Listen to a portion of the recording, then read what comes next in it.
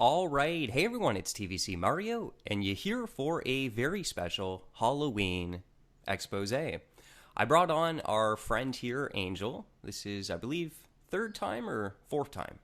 Fourth This is the time. fourth show. If you haven't seen the previous ones, I'll make sure to link them up in the description section below. Angel is a friend of mine who's come on the YouTube channel several times to have a discussion with me on all sorts of different topics. How to summon demons and the reality of the spirit realm. We've talked about witchcraft, occultism, from a Christian perspective, and also from his perspective. Oh, whew. Good. I got a little help today. Oh, man. Oh, that is such a relief. All right, so Angel, what we'll do is I'm going to let you take the lead. And if you have any problems or it looks like you might need a little bit of help, I'll jump in there and I'll answer a couple of questions. And we'll just kind of tag team it. But you know what? I'm going to give you the floor. I'm just going to sit back and just relax a little bit, digest some of this turkey.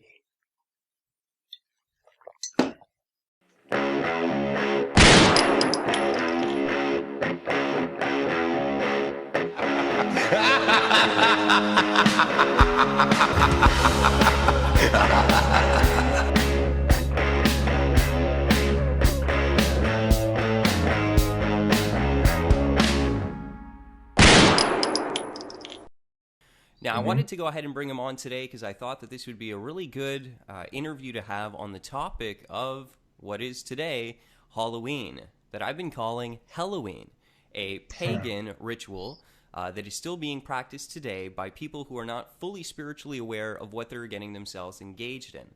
Angel, I don't want to tell you what to do, but I think you might want to point out to him that Samhain is completely separate from the Catholic celebration of All Hallows Eve. He's really kind of overstepping his bounds here. Don't you think you should? You know what? I'm so sorry. This is your interview. I'm just here as an observer. If you need me, I'll jump in. But my apologies. I'm going to let you handle it from here. Okay? My apologies, Angel. Carry on. And what I wanted to do by bringing our friend Angel here on today is really just show you that not only from a Christian perspective, can you see that there's a spiritual component, but definitely even occultists and Satanists themselves recognize that this day today, Halloween, is a day that you could say that the veil is thinned, that spiritual and demonic activity is at a higher level today. And, to the Christian, this is something to be concerned about, but I guess to the occultist, this is something you guys would celebrate and enjoy. So we're definitely going to have opposing views on this, as we usually do within our little interviews that we have. But that's the point of all of this, is to create dialogue from both perspectives on issues that are relevant. So thanks so much, Angel, for coming on the show once again and putting your beliefs and everything out there to the audience. It takes a lot of courage. So thanks so much for coming on, and I'm excited about this. Should be a really great convo. Thank you for having me on your show. I really appreciate the dialogue, and I'm sure your audience will find this very interesting conversation that we're about to have. Absolutely. I think from what I've read in the comments of our previous discussions and interviews that we've had, everyone seems to enjoy it. It gives kind of an open dialogue to see both perspectives and allow them to make their own decisions, right? I really like to try to keep it chill, because I've noticed a lot of my, I guess we'll say my peers in the field can be kind of mean and nasty. And I just feel like that's just like feeding the other side ammo, and we're just proving them their points. So I'm trying to just be really chill and honest. What? Can you name one video? Angel, can you link one video?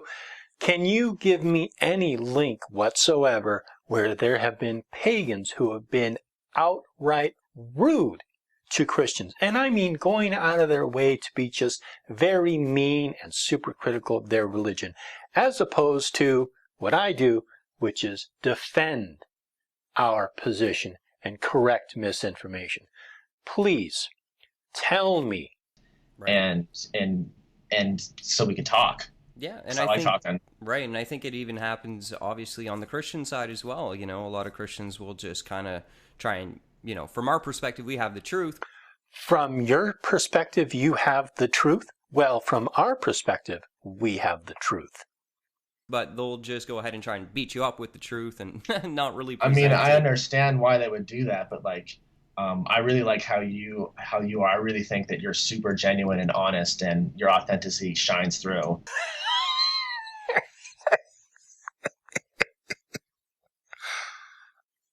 Oh, I'm sorry. You were serious? I appreciate that, man. That's Christ working in me, man. I think that Jesus was out there having conversations with, you know, what we would consider Carry on. biblically to be the lost, to be He the totally unbelievers. was. Wasn't you said that used to talk to the pagans back in the day, the Greeks? Yeah, yeah, and one of the apostles took it upon himself to make a ministry to them. So definitely these type of conversations are good to have. So let's get right into it. I mean, today is literally the day. Today's This Halloween. is Halloween, which is my favorite holiday. Okay. Halloween is your favorite holiday? Okay. It's a nice Catholic holiday. I mean, And why would you say that? So as an occultist who identifies with Satanism, why do you believe that this is the best holiday for you? Because, well, first I'd say I'm more of a Luciferian than a Okay. Satanist, but I like Satanism too. But anyway, so on Halloween, I would like to say that the veil, the sort of spiritual veil, is thinnest.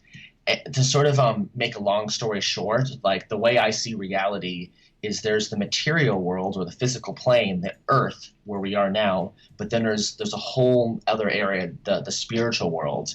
And I sort of divide it up into planes of existence, like the astral plane is the lowest world, and then there's the mental plane, and then the angelic plane, which you probably would call like the astral world hell or whatever, or something, or purgatory, and then the angelic realm like heaven, where the kingdom of, and then the source is like where all it comes from. So on Halloween, everything is thinner because everybody's like, you know, playing pretend and dressing up. What they're doing is they're inviting sort of this energy of out of body experiences. What? Angel, what are you doing? Is this what you believe? If this is what you believe, this is what you believe.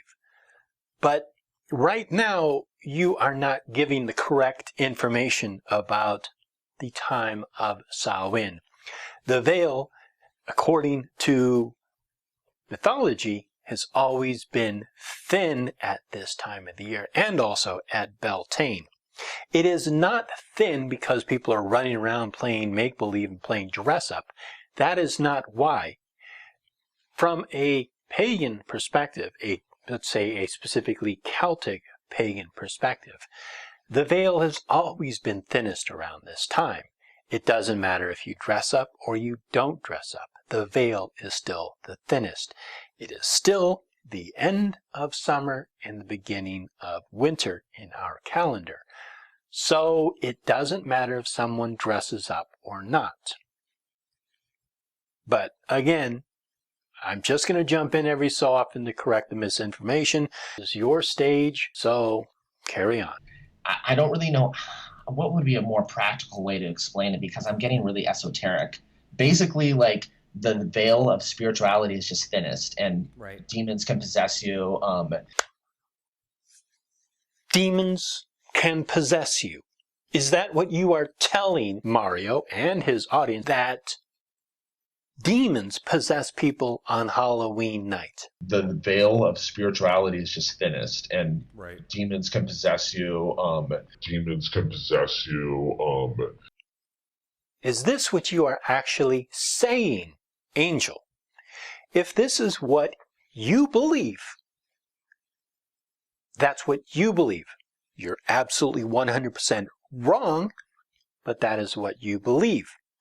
I wish you would tell Mario and his audience that this is what you believe, not what is believed by all pagans, because you are giving very incorrect information, you're also giving him ammunition to use against us and to strengthen his audience's ability to disparage us. You could do magic spells easier. The occult is just popping. Right. Does that make sense? Absolutely. Like what I'm getting from this, and I would agree, this is the concern from a Christian perspective, is this night allows for demonic activity to be more absolutely empowered. What do you mean, absolutely?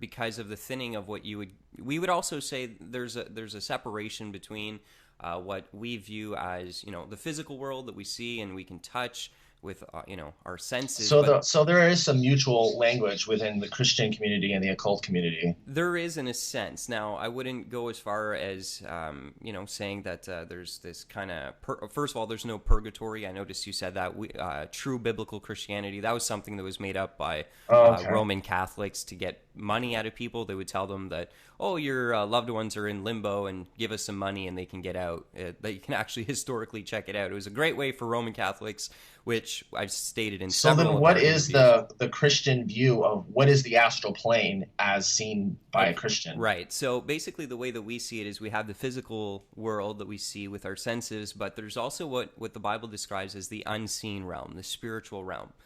So that is what we now, after the fall, are unable to connect with. If you look in the book of Genesis, you see that God, when he was in the garden with Adam, they had fellowship. Adam was able to see the angels. He was able to walk with God. So they were literally, there was no veil. There was no necessary, the start of mankind was no veil. What occurred after is a separation where, because of the fall, man can no longer access that realm. So now we have this separation. And the thing that occurs is that we need to be careful now, because we know that on the other side of the veil, you could say, the unseen realm, the spirit realm, are the fallen angels and the disembodied spirits. And they love to masquerade themselves and transform themselves in order to deceive us.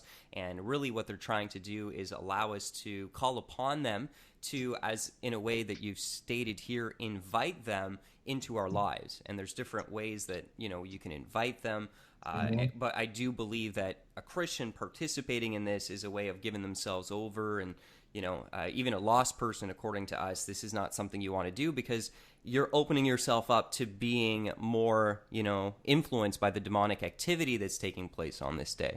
So I think what you said, it's actually happening to people like people you don't even know, probably like without even knowing it. Like, it's happening all the time to people. Like, they're like younger, like really weak level sort of spirits or demons, if you want to call them, right, are like influencing everybody. Like, so many people are being influenced by them, you don't even realize it. What? Who is this fucking idiot?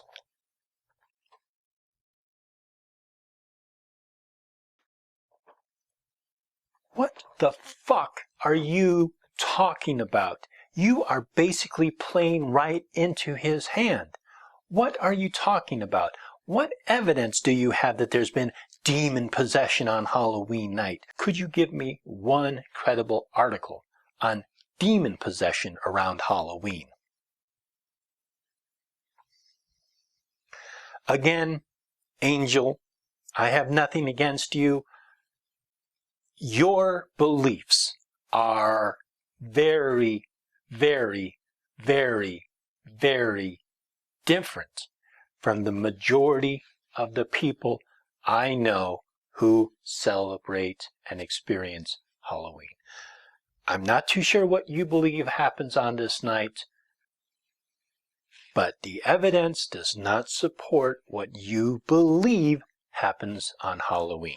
Right. And that's why I wanted to bring you on, because this is what we agree on. So, we have different views. You would maybe think that that's a positive thing, but we would definitely... Well, I'm going to agree with you that, like, not every, like, spirit is, like, you should work with. It's just like people, like, right. Do you want, like, to be working with, like, every person that's, like, walking around? Like, obviously, like, you have your family, your friends, and the people you work at, but there's, when, like, homeless people, like, come up to you and, like, beg for money, like, you may, like, want to help them and, like, give them something, but, like, if it seems you're not going to like, you got to be really careful about these things, because they're not just like people. They can like Right. telepathically like manipulate you, and then they'll be talking to you and you think it's your own thought in your head. That's something that's really interesting. If you don't have clairvoyance, sort of uh not clairvoyance, clairaudience, Yeah. you won't be able to tell the difference between like a demon speaking in your mind and your own thought. Angel, do you realize what you are saying? You won't be able to tell the difference between like a demon speaking in your mind and your own thought. Be able to tell the difference between like a demon speaking in your mind and your own thought. This is what you are saying. Are you listening to yourself? When these words are coming out of your mouth, do you understand the ramifications of what you are saying?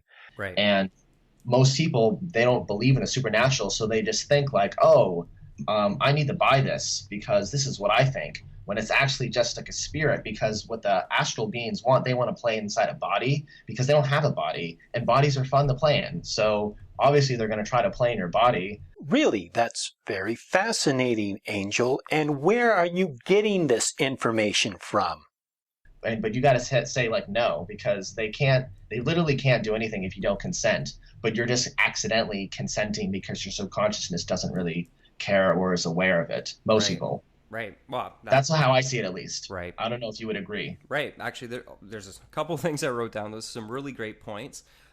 So we definitely both, from our perspectives, recognize that there is spiritual entities that beyond what we would call the veil, the unseen realm, the spirit realm, there are spirits. Now, the difference is, I'll just state here, Angel, is that Christians would view all of the entities that you can contact through means of occultism and Those summoning, they're all demons. So we view even the ones that you have felt comfortable with or feel a particular connection with and you think they're okay. So even the angels are demons. They're just they're fallen angels. No, so how God definitely has angels. So you look at the Bible and it talks about before the creation of the world, there was a war in heaven. And it talks about 1/3 of the angels siding with Satan, Lucifer, the adversary of God, and then 2/3 were still with God. Now, God uses angels still to this day. We see that in Psalm chapter 91. He talks about how he will send angels to protect us. So a Christian doesn't need to summon. We don't need to do anything. God himself will send out the angels for us, and this prevents us from having to dabble in the spirit realm that we've been cut off access before. Oh, because you have the messengers, angels, of God. Yeah, essentially. So God sends angels to watch over us, but in our prayer and in our spiritual practices, we never open ourselves up to any angels, just because we recognize that angels, fallen angels, will masquerade themselves as angels of light. The Bible says that they come to us pretending to be benevolent, wise, and there for our benefit, but those are the ones to be the most careful about. This is according to your belief, Mario. This is according to your Bible. Just because it's written in your Bible and you believe it does not make it true for every single other religion in the entire world. It makes it true for your perspective, for your particular belief, for your particular branch of Christianity. It does not mean that that is the truth, nor does it mean that this is what all occultists believe. Mario, you just put the whole light worker and New Age community on blast then, because that's what they'll do. is right. They'll contact these high vibrating spirits and evoke them. They'll use like occult technology to contact like divine beings. Yeah, which I guess is wrong. I don't know according to you. Right, and I don't know if you remember me, and I think I shared this with you in one of our interviews, where I actually used to be an angel worker. So I was in you used to be a light worker. Yeah, so I contacted over 30 spirit guides, the whole archangels. The main one that came to me claimed himself to be Archangel Michael, and all the heavenly host and stuff like that. But it wasn't until later that I found out that they were demonic spirits who were masquerading themselves as angels of light, like it says that they would in the Bible. So it wasn't until I had those experiences and I experienced demonic possession, I needed a deliverance. It was some pretty intense stuff, because when I confronted those spirits about who they truly were, well, they were no longer beautiful angels of light there to teach me enlightenment and that I was a god and I was there to ascend. Well, all of a sudden, their true nature, which was masquerading demons, that's what I knew. And I had sleep paralysis after that and all sorts of weird demonic activity. And it wasn't until I gave my life to Jesus that that demonic activity was stopped. So just a different perspective, but I think it's interesting that, you know, we both recognize that tonight is a night that... Tonight is that night for sure. And also what you said here was very interesting. And it's also, there's a Bible story where you talked about how these disembodied spirits, they just want to host. And I think that's very important to realize that that's exactly true. And if we look in the Bible, it shows there's an account of Legion. I don't know if you've heard of that in the Bible, where Jesus was approached by a demon-possessed man who had a legion of demons in him. Mm-hmm. And when Jesus was about to cast them out, they're like, send us into the herd of pigs. Right? So we see that these disembodied spirits need a host, and they were even going to take getting into pigs over just getting sent into the abyss again, that spirit realm. That's what they don't want. Because they want to be on Earth. They can't because they don't have bodies. It's not right. Like... That's right, and that's biblical. Yeah. We see that from Scripture, that disembodied spirits are real. Jesus cast them out into the herd of pigs, and like you're saying, they're always looking for hosts, and I think that's what's extremely dangerous tonight, is that people unknowingly are practicing things that will make them open to that. Not saying that, you know, if you just get your kid dressed up and send him out, he's going to come home demon-possessed, but... the amount of occultism and the, you know, just people that are going to do Ouija board today and pick up a tarot card deck, and like they're doing these things, but they don't know what they're doing, right? So that is the danger. And something that I'm not sure how I feel about this, but something I definitely have noticed is that occultism is like becoming like mainstream. Like you have people like celebrities saying like, oh, I'm going to manifest this, or like getting in the tarot, and it's becoming a lot more mainstream. And now more than ever, like Halloween is so celebrated, and I think it's kind of cool. But I almost feel like the occult is so mainstream that like people are getting into it just for like playing around, not realizing it's like a serious like discipline that could cause you problems. And what exactly is your point here, Angel? What does it matter if it's becoming quote-unquote mainstream? And I would even go as far as saying that the rise in occultism in that is responsible to one of the things I've been talking about. It's one of the agendas of the occult elite. You know, I talk about the Illuminati, and I believe they're a secret society of elite occultists, and that's why they are putting this stuff out to the public. One of their agendas is called... the externalization of the hierarchy, and what they're trying to do is through media, movies, popular stars and stuff, they're putting out this occult information in symbolism out there to the public to, at a subconscious level, awaken what they believe to be these dormant forces in humanity. So I tie that into Bible prophecy. I think that's the Antichrist kingdom. I don't think it's a good thing. But I definitely agree with you that we see that it is becoming mainstream. And you're right. I mean, this is now, I think, and you can correct me if I'm wrong, but is this not the most popular holiday now? Like, it's surpassed Christmas, I'm pretty sure, which is pagan as well. I don't support that as well. Has nothing to do with Jesus. It's another pagan holiday. But it used to be the most popular. Right. Christmas was, but now Halloween, I think, you know what it is? Okay, so...